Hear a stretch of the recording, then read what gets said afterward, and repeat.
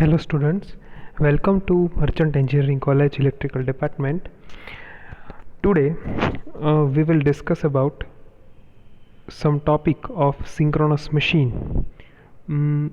Okay, in last lecture we already discussed about some constructional feature and basic idea of synchronous machine, but in this lecture we will discuss about some winding factors and some other factors related to synchronous machine. Okay, so let's we start with a learning outcome. Okay, so first off, in this lecture we will discuss about synchronous generators working principle and then winding factors. Okay, so પહેલાં આપણે મિત્રો જુઓ કે અહીંયા એક આકૃતિ તમને બતાવી છે, એક GIF મોડમાં છે. હવે અહીંયા કેવું થાય છે કે આપણી પાસે 3 વાઇન્ડિંગ છે. મેં તમને આની પહેલાં પણ વાત કરેલી કે એકચ્યુઅલી સિંક્રોનસ મશીન કે જનરેટર, સિંક્રોનસ જનરેટર છે અથવા અલ્ટરનેટર તમે કે જે કહો એની અંદર સ્ટેટરમાં વાઇન્ડિંગ હોય છે. એટલે કે એક વાઇન્ડિંગ એટલે કે આર વાય ને બી, અહીંયા ABCથી ફોર્મમાં છે, RYB અથવા ABC કોઈ પણ રીતે દર્શાવી શકાય. તો જો આ એ વાઇન્ડિંગ આ રેડ કલરથી બતાવ્યું છે, પછી બી વાઇન્ડિંગ અને સી વાઇન્ડિંગ. ઓકે, હવે અહીંયા એ ડેશ એ શું બતાડે છે તો કે તમે વિચારો કે અહીંયાથી વાઇન્ડિંગ આવતું હોય, આપણે જોઈએ કે અહીંયાથી ધારો કે વાઇન્ડિંગ છે એ આવી રીતે બહાર નીકળતું હોય અને અહીંયાથી પછી અંદર જતું હોય એવી રીતના, બરાબર. તો એકચ્યુઅલી એ પછી આપણે ડિટેલ વાઇન્ડિંગ ડાયાગ્રામ્સમાં જોશું કે કઈ રીતનું હોય છે, બટ એકચ્યુઅલી આ વાઇન્ડિંગ આખું આ રીતનું હોય છે. તો અહીંયા આપણે જસ્ટ આ બતાડ્યું છે. તો એકચ્યુઅલી વર્કિંગ પ્રિન્સિપલ સમજવા માટે આ GIFને તમે ધ્યાનથી જુઓ કે એકચ્યુઅલી પ્રાઇમ મૂવરની મદદથી આ જે રોટર છે ફરે છે અને એને કારણે વાઇન્ડિંગ જે છે કે જે સ્ટેશનરી છે એ કંડક્ટર એ જે મેગ્નેટિક ફિલ્ડ પ્રોડ્યુસ થાય છે એને કારણે કંડક્ટર્સ છે એ ફિલ્ડ કટ કરે છે, જેને કારણે શું થાય કે કંડક્ટરમાં EMF પ્રોડ્યુસ થાય, બરાબર. કંડક્ટરમાં શું થાય? EMF પ્રોડ્યુસ થાય. તો અહીંયા જોવાની વસ્તુ એ છે કે વાઇન્ડિંગ્સ છે એ 120 ડિગ્રી અપાર્ટ સ્પ્રેડ થયેલા છે, એટલે કે એકબીજાથી 120 ડિગ્રીના ખૂણે છે. જુઓ, આપણે જોઈએ, જુઓ, આ ધારો કે એક વાઇન્ડિંગ થઈ ગયું, આ બીજું વાઇન્ડિંગ થઈ ગયું અને આ ત્રીજું વાઇન્ડિંગ થઈ ગયું. તો મિત્રો ત્રણેય વાઇન્ડિંગ તમે જુઓ તો ત્રણેય વાઇન્ડિંગ એકબીજાથી 120 ડિગ્રીના અપાર્ટ છે. જેમ કે આ વાઇન્ડિંગ એ આપણે તે જ જોવાનું છે, તો એ વાઇન્ડિંગનો આ તમે લઈ લો વેક્ટર, બરાબર. પછી બી વાઇન્ડિંગનો આ વેક્ટર લઈ લો અને સીનો આ લઈ લો. તો જુઓ ત્રણેય એકબીજાથી એવા 120 ડિગ્રીના ખૂણે થઈ ગયા. એવી રીતે તમે A dash B dash C ડેશને લઈ શકો. તો કહેવાનો મતલબ એમ છે કે વાઇન્ડિંગ છે એકબીજાથી 120 ડિગ્રીએ મૂકેલા છે, જેને કારણે આપણને એક 3 ફેઝ સપ્લાય મળે છે. કારણ કે કુલ ખૂણો કેટલો હોય? 360. 360 ભાંગે તમે 3 કરો તો 120 ડિગ્રી આવી ગયો, બરાબર. તો એ રીતની વાત છે. ચાલો હવે આપણે આગળ જોઈએ. તો મિત્રો તમને પ્રિન્સિપલ ખબર પડી ગયા, બેઝિક જ પ્રિન્સિપલ છે ઇલેક્ટ્રોમેગ્નેટિક ઇન્ડક્શનનો, કે અહીંયા જે પોલ્સ છે એટલે કે આ જે તમને રોટરના પોલ છે એ ફરે છે, પ્રાઇમ મૂવર એને ફેરવે છે એટલે એ ફરે છે, એને કારણે મેગ્નેટિક ફ્લક્સ લાઇન્સ છે અથવા ફિલ્ડ છે એ કટ થાય છે. કોના દ્વારા? સ્ટેટર કંડક્ટરથી કટ કરે છે, જેને કારણે EMF પ્રોડ્યુસ થાય છે. ઓકે, ચાલો હવે આપણે પછીનું એક અહીંયા જોઈએ. જેમ જેમ અહીંયા મેગ્નેટિક પોલ જે છે એ ફરે છે, તમે જુઓ દેખાણું, એમ અહીંયા આ પ્રકારનો સાઇનોસોઇડિયલ વેવ તમને મળે. આ પ્રકારનું જે સાઇનોસોઇડિયલ વેવ છે એ મળે છે. મિત્રો અલબત્ત અહીંયા એકચ્યુઅલી પ્યોર સાઇન વેવ મળવા માટે અમુક પણ બીજી વાઇન્ડિંગ અરેન્જમેન્ટ્સ હોય છે, જેની વિશે અત્યારે આપણે વાત નથી કરતા. પણ અત્યારે સિમ્પલ તમને આ એક GIFની મદદથી હું બતાવું છું કે જેમ જેમ આ ફરે છે, અહીંયા જે છે એ કંડક્ટરને કટ કરે છે, એ પ્રમાણે ઇન્ડ્યુસ્ડ EMF સાઇનોસોઇડિયલ વેવમાં પ્રોડ્યુસ થાય. જેમ કે જુઓ, જ્યારે પીક થશે ત્યારે એ આગળ વધશે. ઓકે, તો અહીંયા આખું બતાવ્યું છે આ, વિચ ઇઝ વેરી ઇઝી. તમે આ વસ્તુ સિંગલ ફેઝની અંદર ભણ્યા પણ છો. ઓકે, ચાલો હવે આપણે આગળ જઈએ. તો બેઝિક વર્કિંગ પ્રિન્સિપલ શું થઈ ગયો કે an alternator has a 3 phase AC distributed winding on a stator and DC field winding on a rotor. when the rotor is rotated by the prime mover, the stator conductors are cut by the magnetic flux of the rotating field system. Hence, in EMF of alternating nature is induced in the stator conductor. જેમ આપણે જોયું કે alternating નેચરનો EMF જે છે induce થાય છે. Okay, ચાલો, તો આટલી વસ્તુ તમને ખ્યાલ આવી હશે. હવે મિત્રો આપણે વાત કરીએ, હવે આપણે આની પછી વાત કરીએ સિંક્રોનસ સ્પીડ અને સિંક્રોનસ ફ્રીક્વન્સીની. તો જો ફ્રીક્વન્સી અને સ્પીડનો શું સંબંધ છે તો આપણે જોઈએ. તો જો સિંક્રોનસ સ્પીડ અને ફ્રીક્વન્સી, હવે એકચ્યુઅલી જે અલ્ટરનેટર છે ને એ પ્રોપર એટલે કે એક ફિક્સ્ડ સ્પીડે જ ચાલતું હોય એને સિંક્રોનસ સ્પીડ કહેવાય, અને એની એક ફ્રીક્વન્સી હોય. હવે એના વચ્ચે સંબંધ શું છે? જેમ કે એન એટલે ધારો કે તમે નંબર ઓફ પોલ કહી દો, હું તમને થોડું ઝૂમ કરું તો જો આપણે એનને નંબર ઓફ પોલ કહીએ, NS એટલે રોટર સ્પીડ કહીએ, NS ને રોટર સ્પીડ કહીએ અને Fને ફ્રીક્વન્સી કહીએ, તો એકચ્યુઅલી થાય શું તમે જ વિચારો કે એક સાયકલ તમારે કરવી હોય કે ભાઈ an EMF of one cycle is generated in a stator conductor when one pair of pole passes over it. એટલે જુઓ સમજાવું કેવું થાય. અહીંયા તમે જુઓ, આપણે જે પાછળ કર્યું ને અહીંયા તમે આ GIFમાં જુઓ કે અહીંયા એક વખત આખો પોલ અહીંયાથી પસાર થઈ જશે ત્યારે એક સાયકલ પૂરી થશે. જોજો તમે, હો દેખાય છે? Yes, very good. ફરીથી હું બતાડું કે તમે જુઓ કે અહીંયાથી આ એક સાયકલ પૂરી અહીંયા જુઓ આપણે હવે આ ગ્રીન આવ્યો છે અહીંયા, હવે એક ગ્રીન ફરીથી ત્યાં પહોંચશે ને ત્યાં સુધીમાં એક સાયકલ પૂરી થઈ જશે, બરાબર. એક પોલ પેર ત્યાંથી પસાર થશે ત્યારે એક સાયકલ આખી પૂરી થઈ જશે. ઓકે, તો આ જે આખી વસ્તુ છે એ આખી સાયકલ એવી જ રીતે જો અહીંયા જોઈ શકાય છે, આખી સાયકલ પૂરી થાય છે, એ રીતે અહીંયા પણ આખી સાયકલ પૂરી થાય છે. તો એકચ્યુઅલી એક પોલ પેર એટલે કે N અને S આખું એક વખત પસાર થાય તો એક સાયકલ પૂરી થાય. ઓકે, તો હવે જો આ જ કન્સેપ્ટથી આપણે આગળ લઈ જઈએ તો આ કન્સેપ્ટ શું કહે છે? તો નંબર ઓફ સાયકલ પર રિવોલ્યુશન કેટલું થાય? P/2, બરાબર. કારણ કે P સ્ટેન્ડ્સ ફોર પોલ પેર, ટોટલ પોલ, બરાબર. ટોટલ પોલ ધારો કે હું એમ કહું કે ભાઈ પોલ છે 50 છે, પણ એકચ્યુઅલી પોલ પેર તો કેટલી થાય? 25 જ થાય, બરાબર. કારણ કે એક પેરમાં 2 પોલ આવે એટલે N અને S. પછી નંબર ઓફ રિવોલ્યુશન પર સેકન્ડ કેટલું થાય? NS/60. તો ફ્રીક્વન્સી જે જનરેટ થાય EMFની એ કેટલી થાય? તો કે P/2 એટલે કે એક પોલ પેર, આપણે ટૂંકમાં હમણાં વાત કરીને એક પોલ પેર થાય એટલે એક સાયકલ પૂરી થઈ કહેવાય, એટલે P/2 × NS/60. તો NP/120, કારણ કે 60 × 2 120.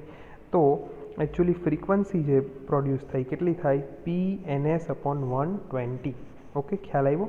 તો આ રીતે ફ્રીક્વન્સીનું ફોર્મ્યુલા મેળવી શકાય. હવે એને આપણે જુદી રીતે જોઈએ તો એમ પણ કહી શકાય કે NS = 120F/P. શું કહી શકાય? NS = 120F/P. કારણ કે Fને આપણે આ બાજુ લઈ ગયા, NSને સૂત્રનો કરતા બનાવ્યો, તો NS = we can also say NS = 120F/P RPM. તો આ આપણી સ્પીડ છે, ઓકે, સિંક્રોનસ જનરેટરની. એટલે આને બીજી રીતે લખવું હોય તો કેમ લખાય કે જો મારે ધારો કે ફ્રીક્વન્સી મારી 50 હર્ટ્ઝ, તમે વિચારો ધારો કે ઇન્ડિયા છે તો ઇન્ડિયામાં ફ્રીક્વન્સી તો 50 હર્ટ્ઝ જ રાખવાની છે, બરાબર. 120 કોન્સ્ટન્ટ છે. પોલ એક વખત મશીન બની ગયું એટલે મારી પાસે વેરિયેબલ કયા પેરામીટર છે? મશીન બનાવતા વખતે એક પોલ અને એક સ્પીડ. તો તમે વિચારો કે જો નંબર ઓફ પોલ હું 2 રાખું અને ફ્રીક્વન્સી તો 50 જ રાખવીશ તો પછી મારે સ્પીડ કેટલી રાખવી પડે? 3000. પછી જો નંબર ઓફ પોલ જેમ વધારે, જેમ કે 4 કરું તો સ્પીડ હું ઘટાડવી પડે, કેટલી થઈ જાય? 1500. પછી નંબર ઓફ પોલ 6 રાખું તો ફ્રીક્વન્સી તો મારે સ્પીડ કેટલી કરવી પડે? 1000.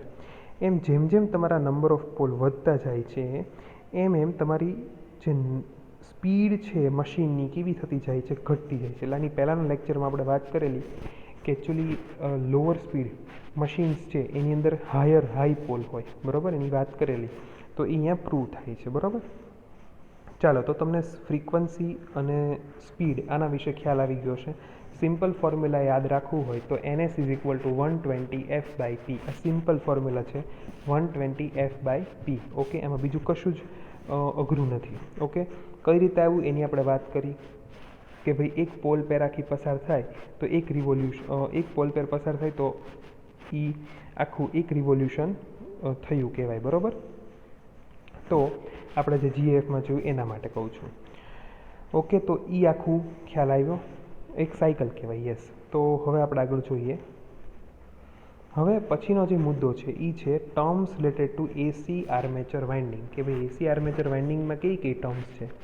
તો બેઝિક અમુક ટર્મ છે, કોઇલ સ્પાન, પછી શોર્ટ પિચ વાઇન્ડિંગ, ફૂલ પિચ વાઇન્ડિંગ, એવી બધી, બરાબર. તે ટર્મ્સ જોવાની છે વિચ ઇઝ વેરી ઇમ્પોર્ટન્ટ. તો જુઓ, પહેલી ટર્મ શું છે કે કોઇલ સ્પાન. હવે કોઇલ સ્પાન એટલે શું? તો કે તમે સિમ્પલ વિચારો કે ભાઈ ધારો કે આપણે કોઇલ છે, આપણે જેની પહેલાં વાત કરી હતી, મેં તમને બતાડ્યું હતું ભાઈ આ જે સ્ટેટર છે એની અંદર શું હોય, પોલ. સ્ટેટરની અંદર શું હોય, કંડક્ટર્સ હોય, આર્મેચર કંડક્ટર્સ. હવે એ કંડક્ટરની અંદર એકચ્યુઅલી કંડક્ટર કે સીધે નાખી ન દીધા હોય, બરાબર. એકચ્યુઅલી ધારો કે આ કોઇલ છે, એકચ્યુઅલી કોઇલ બનાવીને નાખ્યા હોય, એટલે કે આ કોઇલમાં આ બંને કંડક્ટર થઈ ગયા, બંને કંડક્ટરને ઉપરથી અહીંયાથી જોડી દો એટલે એકચ્યુઅલી આ એક કોઇલની રચના થઈ ગઈ, બરાબર. તો કોઇલમાં એકચ્યુઅલી પહેલો કંડક્ટર અને છેલ્લો કંડક્ટર વચ્ચેનો જે નંબર ઓફ સ્લોટ છે એનો કોઇલ સ્પાન કહેવાય. જેમ કે જો the distance over the armature between the two coil side of a coil is called a coil span or coil pitch, બરાબર. એટલે કેવું છે, ધારો કે એક કોઇલનો એક છેડો અહીંયા નાખ્યો આ સ્લોટમાં અને બીજો છેડો આ સ્લોટમાં નાખ્યો, બરાબર. ફોર એક્ઝામ્પલ કહું છું, તો ધારો કે આ 0 છે, આ 1 2 3 ને 4, તો એકચ્યુઅલી 4 માઇનસ 1 2 3 4 5 છે, તો 5 માઇનસ 1 કરો તો કેટલા થાય, 4. તો કોઇલ સ્પાન 4 થયો. હવે જો ગણી લઈએ, આ એક કોઇલ સ્પાન 1 2 3 અને 4 થઈ ગયો. 4 ખ્યાલ આવ્યો? ફરીથી કહું, જુઓ, ધ્યાન રાખજો વ્યવસ્થિત. ફરીથી કહું છું, ફોર એક્ઝામ્પલ તમે જુઓ કે અહીંયા એકચ્યુઅલી આને થોડું આપણે ઝૂમ કરી દઈએ. યસ, એટલે થોડું વધુ ચોખ્ખું દેખાય. હવે અહીંયા તમે જુઓ કે આ એક સ્લોટમાં આપણે કંડક્ટર નાખ્યો, એટલે કોઇલ નાખી. કોઇલનો એક કોઇલ સાઈડ અહીંયા અને બીજી કોઇલ સાઈડ અહીંયાથી બહાર કાઢી, બરાબર. આ બહાર કાઢીને અંદર નાખી આમાં, બરાબર. તમે મિત્રો વિચારશો 3Dમાં છે, આ પિક્ચર 2Dમાં છે. તો એકચ્યુઅલી હવે આનો કોઇલ સ્પાન કેટલો થયો, તો કે આ ધારો કંડક્ટર આ 1 હતો, આ 2 હતો, આ 3 હતો, આ 4 હતો અને આ 5 હતો. આ નંબર, આ સ્લોટના નંબર 5 એવી રીતે હોય. તો 5 માઇનસ 1, 5 માઇનસ 1 કેટલા થાય, તો કે 4 થાય. તો આ જે કોઇલ જે થઈ અહીંયા એમ નાખેલી કોઇલ જે થઈ એનો એકચ્યુઅલી કોઇલ સ્પાન કેટલો થયો, 4 થયો. હવે જો ગણી લઈએ, 1 2 3 અને 4 થઈ ગયો 4. તો આ રીતે કોઇલ સ્પાન કેલ્ક્યુલેટ કરી શકાય, બરાબર. ચાલો હવે આપણે આગળ જઈએ. હવે term related two AC armature windings. હવે એમાં બીજું જે ટર્મ છે એ છે ફૂલ પિચ વાઇન્ડિંગ. આપણે પહેલાં કોઇલ સ્પાન જોયો, હવે આપણે જોઈએ ફૂલ પિચ વાઇન્ડિંગ. તો ફૂલ પિચ વાઇન્ડિંગ કોને કહેવાય? તો કે ભાઈ ફૂલ પિચ વાઇન્ડિંગ એટલે એવું કે the coil having a span which is equal to the one pole pitch, it is called a full pitch winding. તો તમને એમ થાય સર પોલ પિચ એટલે શું? તો કે ભાઈ પોલ પિચ એટલે બીજું કાંઈ નહીં પણ number of slot to the number of pole, એને શું કહેવાય? Pole pitch. જેમ કે સમજાવું, ધારો કે મારી પાસે નંબર ઓફ સ્લોટ છે 36, બરાબર. ફોર એક્ઝામ્પલ સમજો, અને મારી પાસે આ નંબર ઓફ સ્લોટ છે, બરાબર. સ્લોટ એટલે તમને ખબર છે મિત્રો, આપણે જો અહીંયા કર્યું, આ જે છે આ સ્લોટ છે, એક સ્લોટ, બીજો સ્લોટ, ત્રીજો સ્લોટ, ચોથો સ્લોટ, પાંચમો સ્લોટ, હવે સ્લોટ છે. ધારો કે મારી પાસે નંબર ઓફ સ્લોટ 36 છે અને નંબર ઓફ પોલ છે, ફોર એક્ઝામ્પલ ધારો કે 6 પોલનું મશીન છે. તો પોલ પીચ કેટલી થાય? પોલ પીચ તો કે 36/6 એટલે 6×36. તો મારી પાસે 6 પોલ પીચ થાય. કેટલી પોલ પીચ કહેવાય? મારી 6 પોલ પીચ છે એમ કહેવાય, બરાબર. એવી રીતે મારી પાસે ધારો કે 24 સ્લોટ હોય અને મારી પાસે પોલ હોય 8, તો 8 તેરી 24, તો મારા પાસે પોલ પીચ કેટલી થઈ કહેવાય મારા વાઇન્ડિંગની? 3, બરાબર.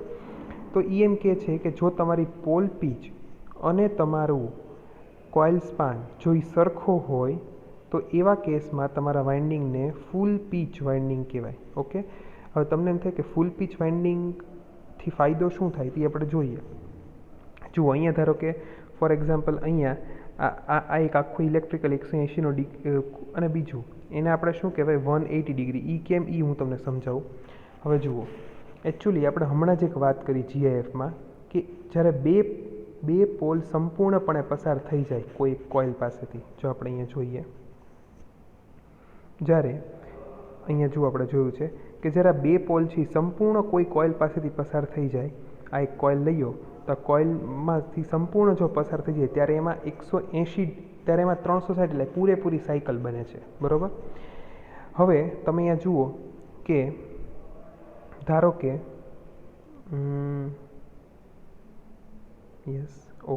હા, હવે આની અંદર તમે જુઓ કે ધારો કે મારે એક સાયકલ બનાવી છે, એટલે એક પોલ ધારો કે અહીંયાથી પસાર થઈને આટલું, આ એક સાયકલ બની ગઈ 180 ડિગ્રીની. તો એક પોલ માટે એક સાયકલ બને અને બીજા પોલ એટલે કે એન માટે આ એક સાયકલ બની તો એસ માટે આ પછીની સાયકલ બને, આ એન માટે ફોર એક્ઝામ્પલ બની હોય તો આ એસ માટે બને. ખ્યાલ આવ્યો? તો એવી રીતે એ જ કન્સેપ્ટ અહીંયા તમને કહેવા માગે છે કે એકચ્યુઅલી જો તમારું હવે મિત્રો તમે વિચારો તો એક સાયકલમાંથી એક આખી સાયકલ 360 ડિગ્રીની હોય તો એક પોલ માટે કેટલો ખૂણો આવે? 180 ડિગ્રીનો ખૂણો આવે. તો અહીંયા તમારું જો પોલ પીચ અને જો કોઇલ સ્પાન સરખો હોય તો એવા તમારા વાઇન્ડિંગને ફૂલ પીચ વાઇન્ડિંગ કહેવાય, અથવા એને એવું પણ કહેવાય કે એ સ્પ્રેડેડ છે, 180 ડિગ્રી ઉપર સ્પ્રેડ થયેલું છે. કેમ સ્પ્રેડ થયેલું છે? શું કામ એવું કીધું? તો કે એનો મુખ્ય કારણ કે આપણે જે પોલ છે, કારણ કે એક પોલ છે 180 ડિગ્રીની ખૂણો આંતરે છે એવું કહી શકાય, બરાબર. ચાલો તો હવે પોલ પીચની આપણે વાત કરી દીધી અને કોઇલ ફૂલ પીચ વાઇન્ડિંગની વાત કરી કે ફૂલ પીચ વાઇન્ડિંગ કોને કહેવાય? કે જેની પોલ પીચ અને કોઇલ સ્પાન આ બંને સરખો હોય એવા વાઇન્ડિંગને ફૂલ પીચ વાઇન્ડિંગ કહેવાય. તો પ્રશ્ન થાય તો શોર્ટ પીચ વાઇન્ડિંગ કોને કહેવાય? તો શોર્ટ પીચ વાઇન્ડિંગ એટલે એવું વાઇન્ડિંગ કે જેની અંદર તમારા પોલ પીચ કરતાં ઓછું જેનો કોઇલ સ્પાન હોય એને શોર્ટ પીચ વાઇન્ડિંગ કહેવાય. ફરીથી કહું છું, પોલ પીચ જે છે એના કરતાં ઓછું જેનો કોઇલ સ્પાન હોય એને શું કહેવાય? Short pitch winding. તો જુઓ આ ફૂલ પીચ વાઇન્ડિંગ છે. અહીંયા કેવું છે કે એન અને એસ અહીંયા 180 ડિગ્રીનો ખૂણો બની જાય છે એકદમ. એટલે અહીંયા જે તમારી પોલ પીચ છે એ જ તમારી કોઇલ સ્પાન છે, બંને સરખા જ છે. જ્યારે આની અંદર કેવું છે, પોલ પીચ આટલી છે પણ કોઇલ સ્પાન તમારો આટલો જ છે, એટલે કે આટલો ખૂણો જે છે એ વધારાનો છે, આટલો જે ખૂણો વધ્યો એ કેવો છે? વધારાનો છે. તો એને કહેવાય શોર્ટ પીચ વાઇન્ડિંગ, બરાબર. અને આવા પ્રકારના વાઇન્ડિંગને એવું કહેવાય, ધારો કે અહીંયા ખૂણો આલ્ફાનો બનતો હોય, તમે એમ કહો આલ્ફાનો એટલે શું સર? તો કે જો ધારો કે આ આખો 180 છે, એમાંથી ધારો કે 150 ડિગ્રી સુધી હોય આ વાઇન્ડિંગ, એટલે કે 30 ડિગ્રીનો ખૂણો છેલ્લે બાકી રહી જતો હોય તો એને શું કહેવાય? કે આ જે વાઇન્ડિંગ છે એ 30 ડિગ્રીએ ચોડેડ અથવા તો એને કહેવાય 30 ડિગ્રીએ ચોડ થયેલું છે, એટલે કે 30 ડિગ્રી એને શોર્ટ કરેલું છે, બરાબર.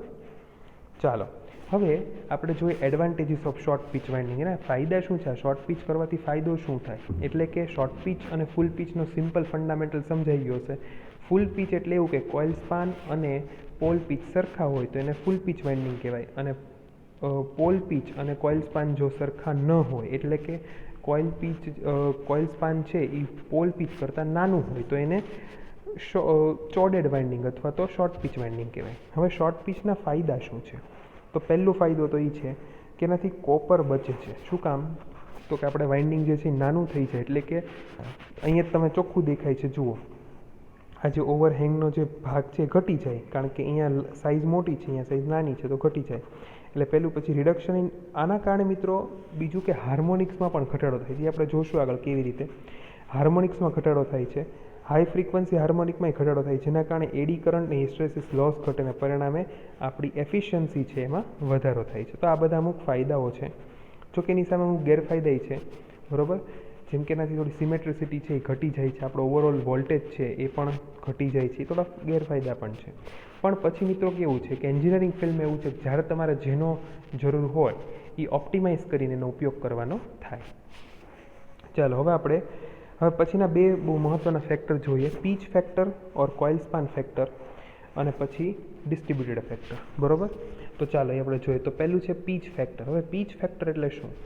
તો કે મિત્રો પીચ ફેક્ટરની વ્યાખ્યા એવી રીતની છે કે પીચ ફેક્ટર એટલે એવું કે it is a vector sum of generated EMF per coil to the arithmetic sum of the generated EMF per coil. એટલે કે વેક્ટર સમ એના છેદમાં એરેથમેટિક સમ, બરાબર. વેક્ટર સમ ના છેદમાં એરેથમેટિક સમ કોનો? તો કે જે EMF આપણને પ્રોડ્યુસ થયો છે એનો, બરાબર. તો આપણે જોઈએ, ધારો કે અહીંયા મારી પાસે બે ફિગર છે, તમે જુઓ મારી પાસે બે ફિગર છે. હવે બંને ફિગરમાં એક કોઇલમાં ધારો કે એક કોઇલ, કારણ કે તમે વિચારો કે કોઇલ હોય, કોઇલ આવી રીતની હોય છે બરાબર, આ કોઇલ હોય તેમાં આ એક EMF ઉત્પન્ન થયો અને આ બીજો EMF, આ બંને બરાબર. આ કોઇલ છે કારણ કે બે કોઇલ સાઈડ હોય, એક કોઇલ સાઈડ ને બીજી કોઇલ સાઈડ. તો જો એનો એરેથમેટિક સમ એટલે હું ધારો કે આમાં 5 વોલ્ટ ઉત્પન્ન થયો અને આમાં 5 વોલ્ટ થયો, તો 5 ને 5 10, તમારે સીધું એટલે કે E is equal two 2EC. તો એરેથમેટિક સમ. તેને વેક્ટર સમ એટલે શું? તો કે તમે વિચારો કે કેમ વેક્ટર સમ આવી રીતે કેમ થયું? એનું કારણ મિત્રો એ છે કે એકચ્યુઅલી કેવું થાય કે આ જે છે આ રચના આપણે કંઈ આપણું જે વાઇન્ડિંગ છે કે એક જ સ્લોટમાં નથી રાખેલું. આપણું જે વાઇન્ડિંગ જે છે એ એકચ્યુઅલી આ જે શોર્ટ પીચ, જેમ કે it is always less than unity because the voltage induce the two side of the short pitch coil are slightly out of phase, okay, and the result is a vector sum is less than their arithmetic sum. તો જો ધારો કે vector સમ એની વચ્ચે જો આલ્ફાનો angle બની ગયો હોય, તો તમે હમણાં આપણે શોર્ટ પીચમાં જોયું કે આલ્ફાનો એંગલ બને છે, તો એકચ્યુઅલી અહીંયા કેવું થાય કે આલ્ફાના એંગલને કારણે આ EC અને EC આ બંને વચ્ચે જો આલ્ફાનો એંગલ હોય તો આ ની વેલ્યુ કેટલી થાય એ આપણે જોવી પડે. ઓકે, તો એકચ્યુઅલી જે છે ની વેલ્યુ એ કેવી થાય? હંમેશા 2EC કરતાં તો ઓછી જ થાય, બટ ઓબ્વિયસ તમને ખબર જ છે 2EC કરતાં ઓછી જ થાય બરાબર. અને કેટલી થશે? તો કે 2EC cos alpha by 2 બરાબર. આ જે આનું આ સૂત્ર જ છે, આ સૂત્ર શોધવું, આ જે છે લંબાઈ, આ લંબાઈ શોધવાનું સૂત્ર જ છે. શું છે? 2EC into cos alpha by 2. તો જુઓ, તો હવે અહીંયા કેવું થશે? આપણી પાસે આ જે છે વેક્ટર સમ એ કેટલો થશે? 2EC into cos alpha by 2 અને જે એરેથમેટિક સમ છે એ કેટલો થશે? 2EC. હવે 2 કેન્સલ, EC કેન્સલ, તો KP is equal two cos alpha by 2. એટલે કે પીચ ફેક્ટર શું થાય? તો કે જો તમે તમારા વાઇન્ડિંગને આલ્ફા જેટલી એંગલથી શોર્ટ કરેલું હોય, એટલે કે શોર્ટ પીચ કરેલું હોય, તો cos ગુણ્યા આલ્ફા બાય 2 કરો, એટલે કે cos ગુણ્યા ન બોલે પણ cos આલ્ફા બાય 2 કરો, એટલે તમને તમારો પીચ ફેક્ટર અથવા કોઇલ સ્પાન ફેક્ટર મળે. Okay, is it clear? Are you getting my point? Okay, good. ચાલો હવે આપણે પછીનું જોઈએ distribution factor or spread factor. બરાબર, distribution factor or spread factor. હવે ડિસ્ટ્રીબ્યુશન ફેક્ટર શું છે? તો કે આપણે એવું કહી શકાય કે it can be define as the ratio of vector sum of coil voltage per phase to the arithmetic sum of coil voltage per phase. એટલે જુઓ, અહીંયા મિત્રો થોડું લખવામાં ભૂલ થઈ છે, ફેઝ બે વાર લખાઈ ગયું છે, કોઇલ વોલ્ટેજ પર ફેઝ આવશે. Okay, yes. હા, હવે એકચ્યુઅલી અને બીજી રીતે કહીએ તો it is the ratio of EMF generated with a distributed winding to the EMF generated with a concentrated winding. હવે કોન્સન્ટ્રેટેડ વાઇન્ડિંગ એટલે શું? તો એ આપણે જોઈએ. હવે મિત્રો મેઇન વસ્તુ શું છે એ પહેલાં સમજો કે આપણું જે કોઈ વાઇન્ડિંગ હોય છે એ વાઇન્ડિંગ ક્યારેય તે એક જ સ્લોટમાં નાખી દીધેલું નથી હોતું. તમને ખબર જ છે, કોઈ દિવસ એવું એક ધારો કે આખું મશીન છે એની અંદર ફોર એક્ઝામ્પલ હું તમને કહું 50 સ્લોટ હોય, તો 50 સ્લોટમાં બધા સ્લોટમાં કંઈક ને એક વાઇન્ડિંગ હોય બરાબર. એવું તો ન હોય ને કે એક જ સ્લોટમાં બધા કંડક્ટર નાખી દીધો, એવું તો હોય જ નહીં. તો એકચ્યુઅલી એ જે ડિફરન્સ છે કે આપણે દરેક સ્લોટમાં અમુક વાઇન્ડિંગ આ સ્લોટમાં, અમુક વાઇન્ડિંગ આ સ્લોટમાં, દરેક સ્લોટમાં વાઇન્ડિંગ છે એ વહેંચાયેલું હોય છે. તો બસ એ જે વાઇન્ડિંગની વહેંચણી થયેલી છે ને એની જે અસર EMF ઉપર આવે છે એને દર્શાવતો, એને ઇન્ડિકેટ કરતો, એને રિપ્રેઝન્ટ કરતો જે ફેક્ટર છે it's called a distribution factor or spread factor. Okay, તો બેઝિકલી શું દેખાડે છે કે વેક્ટર સમ છે કોનો? તો કે coil voltage per phase to the arithmetic sum of coil voltage per phase. Okay, અને બીજી ભાષામાં કહીએ તો it is a ratio of EMF generated with distributed winding to the EMF generated with a concentrated winding. તો જો જોઈએ, હવે જો આ બંને સૂત્રો તો અહીંયા તમને આપ્યા છે અને આપણે જોઈએ કે ભાઈ એકચ્યુઅલ પ્રેક્ટિસની અંદર પણ આ જે ફેઝ કે જે કોઇલનો જે coils are not concentrated. Okay, એટલે આપણે જેમ વાત કરીએ પણ એ લોકોને કંઈક ને એક ડિસ્પ્લેસમેન્ટ હોય છે. તો એ આપણે હવે જોઈએ. જુઓ, હવે આકૃતિ વ્યવસ્થિત ધ્યાનથી જોજો કે આપણી પાસે ફોર એક્ઝામ્પલ અહીંયા સમજી લો કે 4 આપણે લીધી છે કોઇલ્સ બરાબર, કે આ એક EC, આ બીજી EC, ત્રીજી અને ચોથી, આ 4 છે ફોર એક્ઝામ્પલ બરાબર. હવે જુઓ, હવે એકચ્યુઅલી અહીંયાથી જે વોલ્ટેજ પ્રોડ્યુસ થાય છે 1, આ 2, આ 3 અને આ 4, તો આ 4 તમારા પાસે વોલ્ટેજ થયા. હવે એકચ્યુઅલી એરેથમેટિક સમ તો કઈ રીતે ગણી શકાય? તો કે એરેથમેટિક સમમાં મારે આ બધાનો સરવાળો કરવો પડે, એટલે કે EC વત્તા EC વત્તા EC વત્તા EC, બરાબર? 4 વખત EC કરું તો એ મારો એરેથમેટિક સમ થઈ જાય. અને વેક્ટર સમ કઈ રીતે થઈ જાય? તો હું A અને E વચ્ચેનો જો એડિશન કરું તો આ મને વેક્ટર સમ મળે. ઓકે, તો હાલો પહેલાં હું અત્યારે સૌથી પહેલાં હું ગોતી લઉં આ, કારણ કે EC ગોતું. હવે ધારો કે હું એમ વિચારું કે આ મારા M છે, 1, 2, 3, 4 એવા મારી પાસે M છે. કેટલા છે M? અત્યારે મેં 4 બતાડ્યા, પણ ખરેખર તો 4 ન હોય, ખરેખર કેટલા હોય? ઘણા વેરિયેબલ થતા હોય, જુદા જુદા બદલાતા હોય, તો મશીન ટુ મશીન. તો ધારો કે M છે, તો મારું એરેથમેટિક સમ કેટલો થશે? M ઇન્ટુ EC થશે. તો મારે ECની વેલ્યુ મેળવવી પડે. તો EC એટલે શું? તો કે તમે વિચારો કે અહીંયા EC એટલે આ એક વેક્ટર છે. આ જે વેક્ટર છે એની મારે કિંમત કેવી રીતે મેળવવી છે? તો કે આટલો જે ભાગ છે આ એ થોડુંક ઘાટું થઈ ગયું છે, તો એને હું સેજ દૂર કરું છું. જુઓ, યસ, હા. હવે જુઓ, હવે આટલો જે ભાગ થયો, આ જે ત્રિકોણ થયો, આ ત્રિકોણ, આ કાટકોણ ત્રિકોણ છે મિત્રો. અહીંયા જો કાટખૂણો બને તમને દેખાતો હશે, બરાબર? કે કાટકોણ ત્રિકોણ થયો. હવે આ જે છે ખૂણો એ β/2 છે. આટલો જે ભાગ છે આટલો, એ કેટલો છે? EC/2 છે. આટલો ભાગ EC/2 છે અને આટલો β/2 છે. તો એકચ્યુઅલી હું આટલો ભાગ કેવી રીતે મળે મને? તમે વિચારો. હવે તો આ સિમ્પલ પાયથાગોરસનો સિદ્ધાંત જ લાગુ કરવાનો છે. કેવી રીતે મળે? તો કે જો મારો આટલો ભાગ R હોય, ધારો કે આ ભાગ જો મારો R હોય, આટલો ભાગ R હોય, તો આટલો ભાગ કેટલો થાય? તો કે R sin β/2 થાય. આટલો ભાગ કેટલો થાય? આટલો છો, આટલો. જુઓ, હું ઘાટું કરો છું એટલું જ તે, આખો નહીં, બરાબર? અડધો જે છે એ કેટલો થાય? R sin β/2.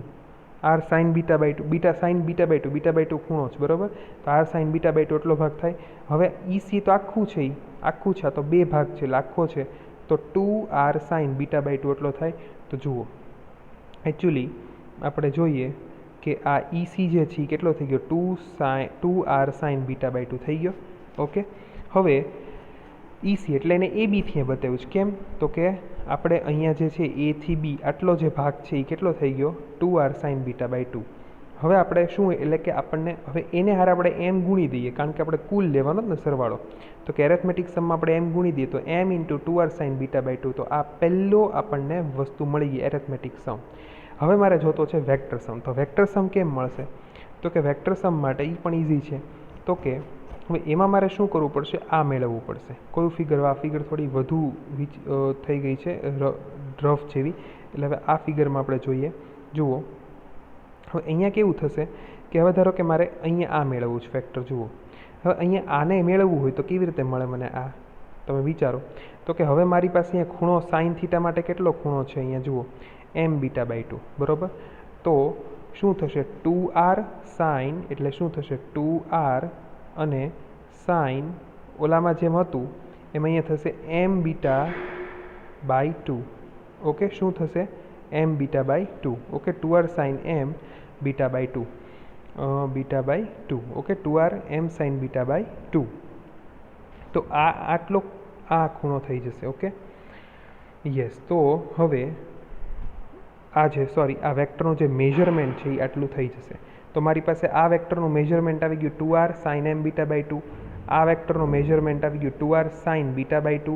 પણ આવા 1 વેક્ટર, 2 વેક્ટર, 3 વેક્ટર અને 4 વેક્ટર છે, એટલે ખરેખર M વેક્ટર છે. એટલે તો જો હવે આપણે જોઈએ આ વસ્તુને થોડીક વધારે વ્યવસ્થિત, તો વેક્ટર સમ મારે ઈગલ 2R sin M β/2 અને એરેથમેટિક સમ M into 2R sin β/2.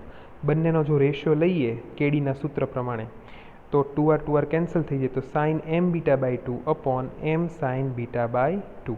Okay, તો આ તમારું ડિસ્ટ્રીબ્યુશન ફેક્ટર એટલે કે કેડી થઈ ગયું. ઓકે, તો મિત્રો ખબર પડી. તો આ રીતે આપણે ડિસ્ટ્રીબ્યુશન ફેક્ટર મેઝર કરી શકાય. તો આ આખા લેક્ચરમાં આપણે શું શું જોયું? તો આપણે આ લેક્ચરની અંદર સિંક્રોનસ મશીનનું વર્કિંગ પ્રિન્સિપલ જોયું. સિંક્રોનસ મશીનમાં પોલ અને પોલ જો કોઇલ પાસેથી પસાર થાય તેમાં કેવી રીતના સાયકલ પ્રોડ્યુસ થાય એ જોઈ. મિત્રો, એ ખૂબ જ રસપ્રદ ટૉપિક છે આ બધા, બરાબર? પછી આપણે કોઇલ સ્પાન વિશે વાત કરી, કોઇલ પીચ વિશે વાત કરી, શોર્ટ પીચ, પોલ પીચ વિશે વાત કરી, શોર્ટ પીચ વાઇન્ડિંગ, ફૂલ પીચ વાઇન્ડિંગ વિશે વાત કરી અને પછી કેપી અને કેડી એટલે કે ડિસ્ટ્રીબ્યુશન ફેક્ટર વિશે જોયું અને કોઇલ સ્પાન ફેક્ટર વિશે જોયું. હવે આપણે પછીના નેક્સ્ટ લેક્ચરમાં EMF ઇક્વેશન્સ અને equivalent circuit of synchronous generator એના વિશે આપણે વાત કરશું. Okay, thank you friends.